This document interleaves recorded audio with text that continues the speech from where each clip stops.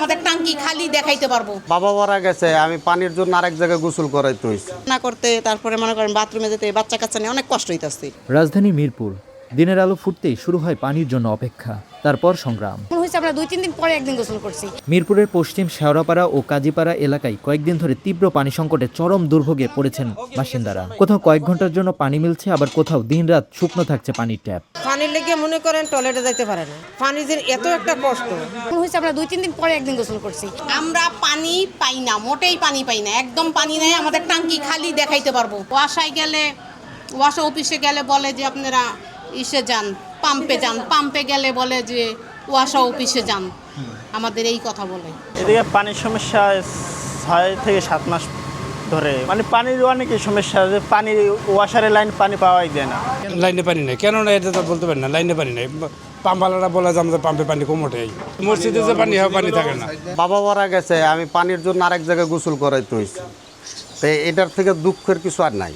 তাই আমরা এখনও প্রায় 6 মাস ধরে ওয়াসা এবং এমডি, ওয়াসার এমডি বলেন, তারপরে প্রকৌশল ইমদাদ সাহেব বলেন, ওই জায়গায় আমরা দৌড়াদৌড়ির পরে ওনারা আমাদের পানির ওই দেখা গেছে একদিন আসে, 4 দিন আসে না। প্রতি সপ্তাহে সর্বোচ্চবার বিকাশ পেমেন্টে 50 জন হবেন পেমেন্ট চ্যাম্পিয়ন। জিতে নিন টিভি সহ আকর্ষণীয় সব প্রাইজ। পানি না থাকায় রান্না, গোসল, কাপড় ধোয়া থেকে শুরু করে শৌচাগার ব্যবহার সবকিছুই ব্যাহত হচ্ছে।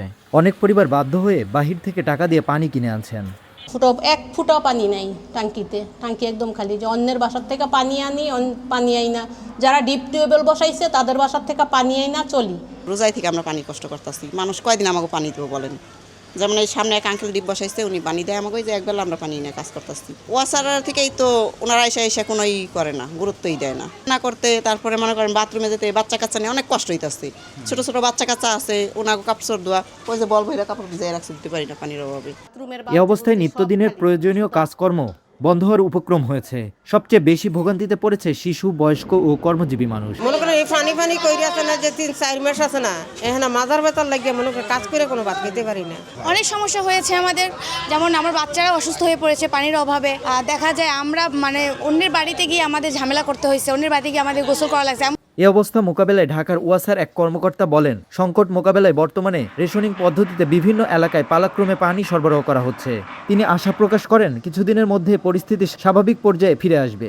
জোন 4-এর আওতায় মণিপুর এলাকায় পানির যে স্বল্পতা দেখা দিয়েছে, এর বিপরীতে আমার মর্জন 4 হতে রেশনিং পদ্ধতিতে পানি দেওয়া হচ্ছে এবং মণিপুর এলাকার দিকে প্ল্যান্টের যে নোড আছে, নোড নাম্বার 6 মিরপুর মডেল থানার পাশ থেকে এই নোডের পানির যে ফ্লোটা এটা বাড়িয়ে দেওয়া হয়েছে এবং বেশি পরিমাণে পানি প্রবেশ করানো হচ্ছে। এছাড়াও মণিপুর বালক এবং মণিপুর বালিকা উচ্চ বিদ্যালয়ের জায়গায় নতুন ডিপ টিউবওয়েল বসানোর বিষয়ে একমত পোষণ করার প্রেক্ষিতে এ বিষয়ে ব্যবস্থা নেওয়া হচ্ছে।